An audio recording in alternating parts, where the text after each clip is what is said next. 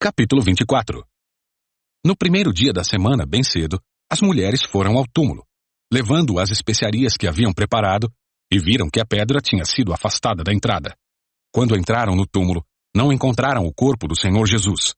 Enquanto estavam ali, perplexas, 2 homens apareceram, vestidos com mantos resplandecentes. As mulheres ficaram amedrontadas e se curvaram com o rosto em terra. Então, os homens perguntaram: "Por que vocês procuram entre os mortos aquele que vive? Ele não está aqui. Ressuscitou. Lembrem-se do que ele lhes disse na Galileia. É necessário que o Filho do Homem seja traído e entregue nas mãos de pecadores, seja crucificado e ressuscite no 3º dia." Então, lembraram-se dessas palavras de Jesus, e voltando do túmulo, foram contar aos 11 discípulos e a todos os outros o que havia acontecido.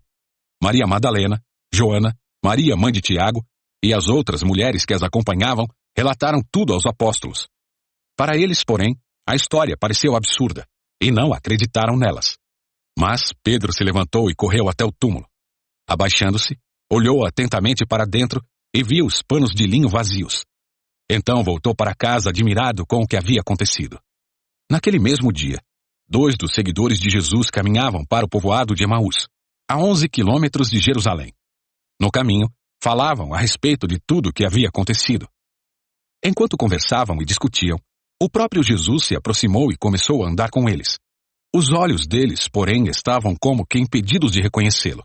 Jesus lhes perguntou: "Sobre o que vocês tanto debatem enquanto caminham?" Eles pararam, com o rosto entristecido. Então um deles, chamado Cleopas, respondeu: "Você deve ser a única pessoa em Jerusalém que não sabe das coisas que aconteceram lá nos últimos dias." "Que coisas?" perguntou Jesus. "As coisas que aconteceram com Jesus de Nazaré." Responderam eles.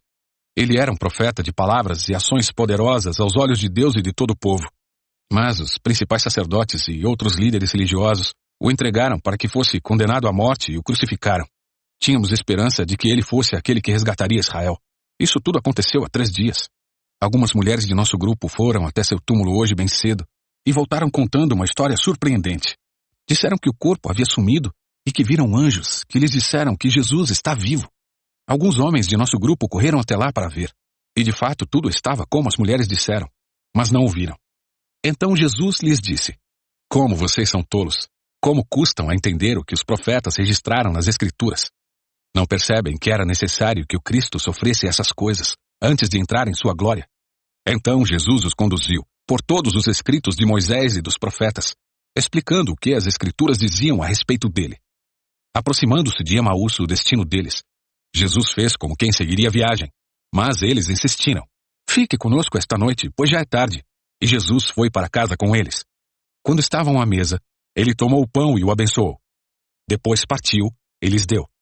Então os olhos deles foram abertos, e o reconheceram. Nesse momento, ele desapareceu. Disseram um ao outro: "Não ardia o nosso coração quando ele falava conosco no caminho e nos explicava as Escrituras?" E na mesma hora levantaram-se e voltaram para Jerusalém. Ali encontraram os 11 discípulos e os outros que estavam reunidos com eles, que lhes disseram: "É verdade que o Senhor ressuscitou. Ele apareceu a Pedro." Então os 2 contaram como Jesus tinha aparecido enquanto andavam pelo caminho, e como o haviam reconhecido quando ele partiu o pão. Enquanto contavam isso, o próprio Jesus apareceu entre eles e lhes disse: "Paz seja com vocês." Eles se assustaram e ficaram amedrontados, pensando que viam um fantasma.